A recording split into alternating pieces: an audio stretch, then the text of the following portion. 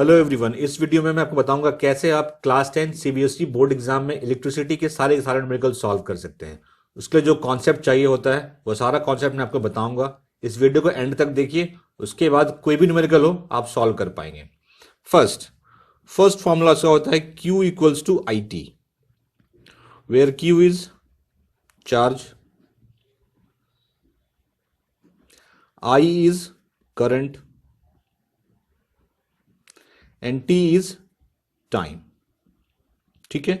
Charge की SI unit होती है coulomb. SI unit of charge is coulomb, is coulomb. इसको हम लोग सी से रिप्रेजेंट करते हैं।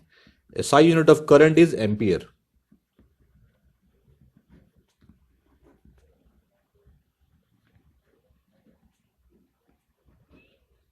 इसको हम लोग ए से रिप्रेजेंट करते हैं। Second formula W equals to V Q, where W is work done,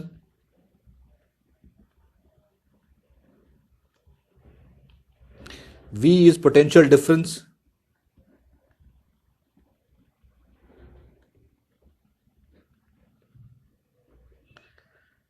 and Q is charge.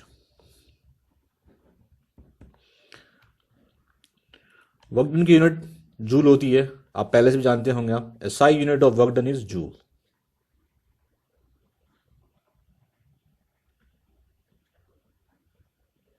जिसको हम लोग J से रिप्रेजेंट करते हैं। SI unit of potential difference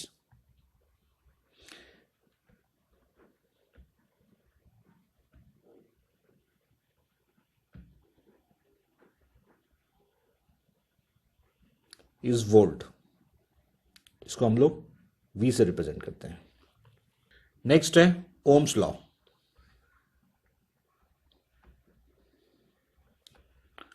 ohms law का फॉर्मूला होता है V equals to I R. इसका स्टेटमेंट में जो भी हो, इसका फॉर्मूला होता है V equal to I R, where V is potential difference,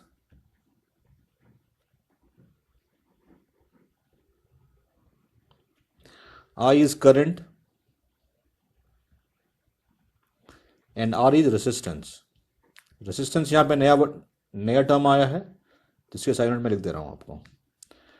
SI unit of resistance is Om.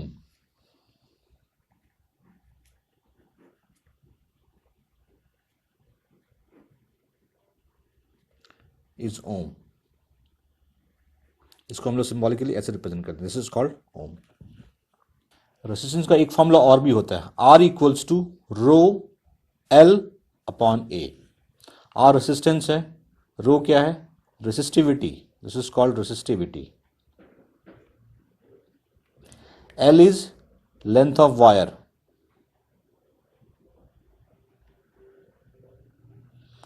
A is area of cross section, cross section. Suppose मैं ये वायर लेता हूं, इसकी लेंथ L है, ठीक है। This is called area of cross section. तो ये क्या होगा, पाई आर स्क्वायर, क्योंकि ये क्या है, सर्किल है। या फिर इसको लिख सकते हैं pi D upon two whole square, sorry pi D upon two whole square, क्योंकि रेडियस क्या होता है, डायमीटर का हाफ होता है। तो ये हो गया आपको एरिया ऑफ क्रॉस सेक्शन। जहां लग now we will see resistors in series. Series में सबसे इंपॉर्टेंट चीज क्या होता है, अगर 6 एम्पीयर करंट पास हो रहा है सर्किट से, तो R1 से भी 6 एम्पीयर करंट पास होगा, R2 से भी 6 एम्पीयर करंट पास होगा, और R3 से भी 6 एम्पीयर करंट पास होगा। इट मींस सीरीज कॉम्बिनेशन में क्या होता है, current will be same across each resistor. सारे रेसिस्टर से करंट क्या होगा, सेम पास होगा। और ये 6 एम्पीयर करंट जा रहा है, तो सब में 6 एम्पीयर का ही करंट जाएगा।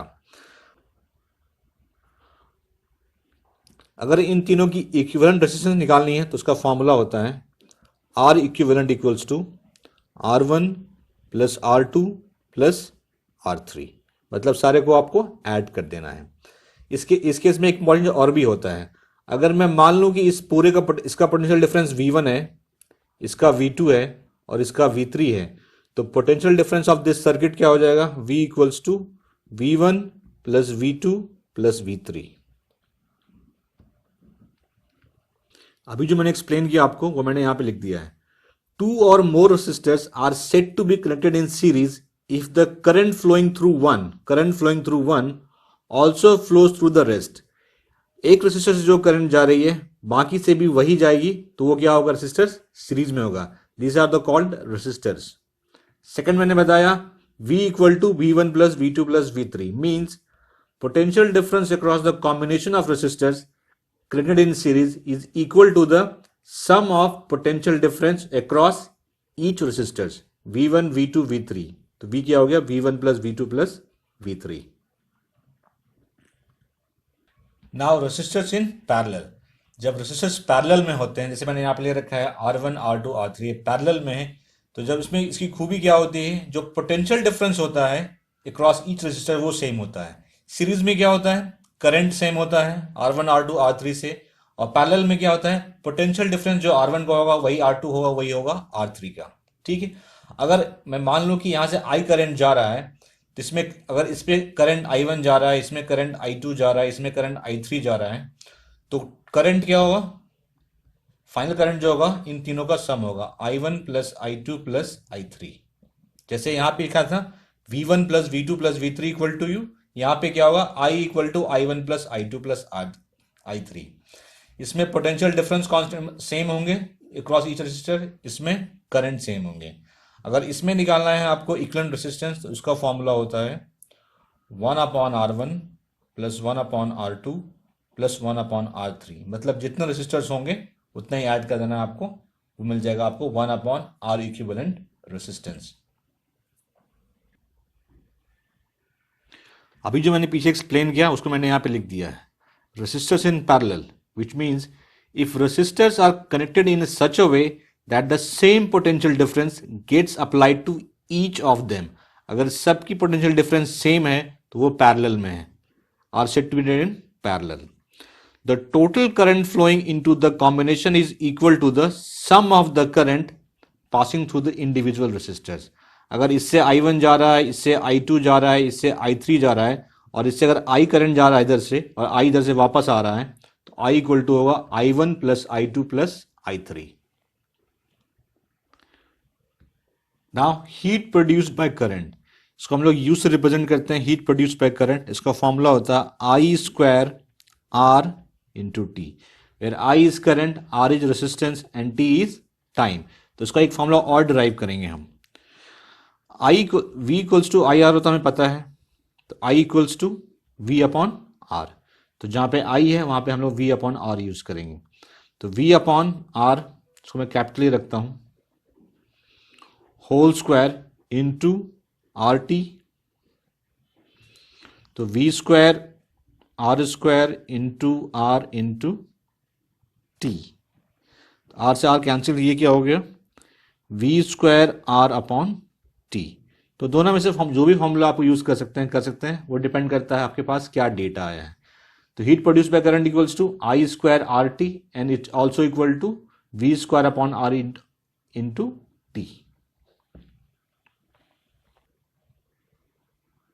Now we will discuss electric power.